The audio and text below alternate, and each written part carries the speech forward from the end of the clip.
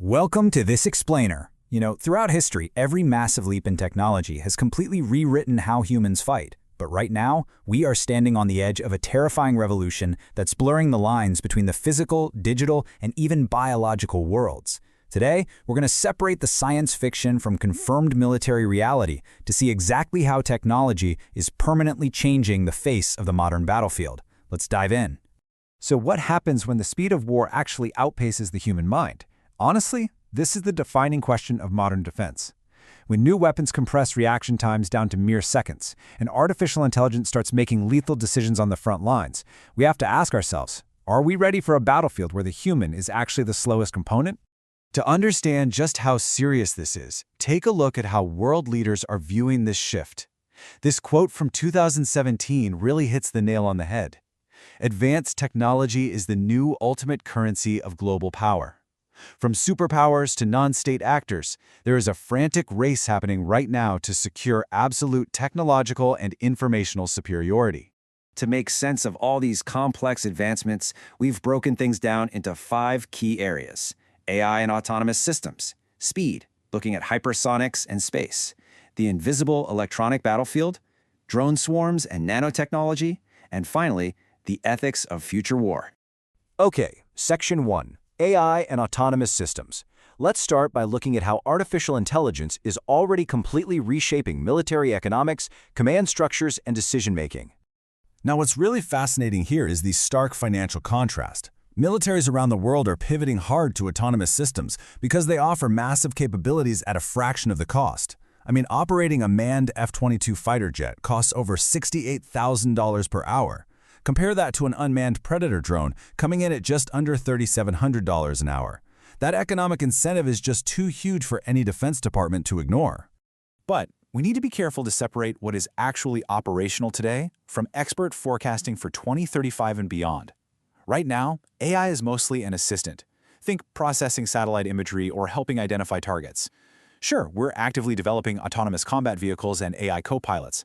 But those sci-fi concepts, like robotic armies operating without any human oversight or AI generals leading troops, for now, those are still just speculation. So here is the real kicker. While AI is absolutely brilliant at well-bounded, structured tasks, experts warn it still struggles immensely with the chaos and ambiguity of the fog of war. An AI might perfectly recognize a tank on a sunny day, but throw it into a highly dynamic, unpredictable combat environment, the algorithm can get overwhelmed, shut down, or much worse, make a fatal miscalculation. Moving on to Section 2, Speed, Hypersonics, and Space. We're going to look at how the sheer velocity of modern weapons and the vast expanse of space are fundamentally altering global strategic stability. This trajectory comparison brilliantly illustrates the threat. Unlike the predictable parabolic arc of an old-school ballistic missile, hypersonic glide vehicles changed the game entirely. These weapons travel at over Mach 5. That's 5 times the speed of sound, or around 3,800 miles per hour. And the truly terrifying part? They can maneuver unpredictably along their entire flight path.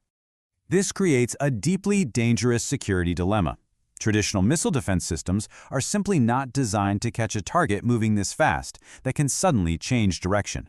The inability to reliably intercept these hypersonic weapons leaves current defense systems with almost zero reaction time, sparking a frantic new arms race where speed is literally everything. Meanwhile, the speed of information required to track these threats relies entirely on space. Military satellites are no longer just handy support tools for GPS or communications. They have transformed into critical, highly vulnerable battlefield infrastructure. Whoever can gather and transmit information the fastest wins. And that makes space assets a primary target for anti-satellite weapons and orbital electronic warfare. Next up, Section 3, the invisible electronic battlefield. Let's see how all of this builds into an entirely unseen war that is happening right now across the electromagnetic spectrum. Because modern militaries are so heavily dependent on connectivity, non-kinetic attacks can instantly cripple an advanced force. We're talking about tactics like GPS spoofing, which secretly misdirects enemy platforms and smart weapons. Or, in extreme cases, EMP weapons, electromagnetic pulses, that can permanently fry enemy electronic systems, completely freezing decision-making and navigation without firing a single kinetic bullet. Now, to counter cheap, widespread threats like explosive drone swarms, militaries are investing heavily in directed energy weapons, or DEWs. Instead of wasting a multi-million-dollar interceptor missile to shoot down a $100 commercial drone, militaries can use high-energy lasers or microwaves to neutralize targets at an incredibly low cost per shot. Naval forces are actually the leading adopters of these laser weapons. Why? Well, it's because big warships generate an enormous amount of electrical power and have plenty of cooling capacity. This allows for near instantaneous defense against drone or missile attacks at sea. And the most mind-blowing fact? These ships essentially have an infinite magazine. As long as the ship has fuel to generate power, the laser never runs out of ammo. All right, Section 4, Drone Swarms and Nanotechnology. Let's scale things way down and look at how microtechnologies and connected swarms are becoming a formidable, highly asymmetric threat. The future of warfare isn't just about massive, expensive combat platforms. It's about swarms. Connected through the Internet of Military Things, small, low-cost, autonomous drones can share real-time tactical data to infiltrate and overwhelm defenses. We saw this during the 2016 battle for Mosul, where even small, improvised commercial drone swarms wreaked havoc. It proves that overwhelming numbers, communicating at machine speed, can often defeat advanced but expensive interceptors. Taking human-machine integration to its absolute extreme brings us to experimental research into neurowarfare. Defense agencies are exploring brain-computer interfaces.